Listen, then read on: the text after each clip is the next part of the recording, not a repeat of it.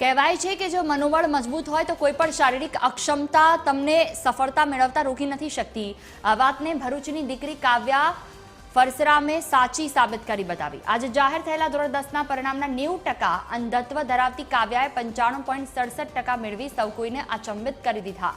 ભરૂચની નારાયણ વિદ્યાલયમાં અભ્યાસ કરતી કાવ્યાને જમણી આંખે માત્ર 10% દેખાય છે, તેમ છતાં તેણે પોતાની આ મર્યાદાને ક્યારેય તેની સફળતાની આગળ નથી આવવા દીધી।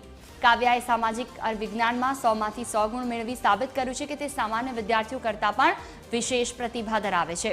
પોતાની આ અસાધારણ સિદ્ધિ બાદ કાવ્યા હવે આગળ કોમર્સ ક્ષેત્રમાં અભ્યાસ કરવા માંગે છે। તેનું અંતિમ લક્ષ્ય આઈએએસ ઓફિસર બની દેશની સેવા કરવાનું છે।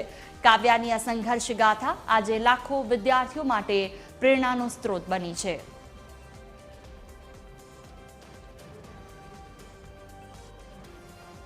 मैं हाल ज 2026 बोर्ड एग्जाम आपी है, जेमा मारा 95.67% અને 99.50% આવ્યા છે અને મેં સ્કૂલમાં ફર્સ્ટ રેન્ક પ્રાપ્ત કર્યો છે।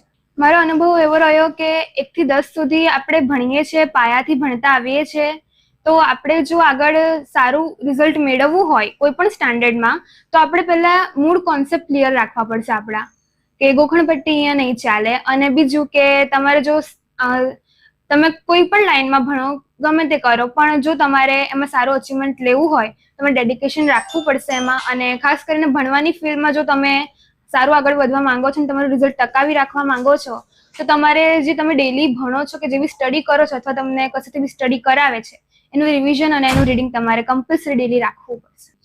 ફરસરામ કાવ્યા જે વિદ્યાર્થીની અંધ છે સંપૂર્ણ અને એ શાળામાં પ્રથમ નંબરે 95.67% લાવી A1 ગ્રેડમાં આવી છે અને સામાજિક વિજ્ઞાનમાં 100માંથી 100 ગુણ લાવી છે।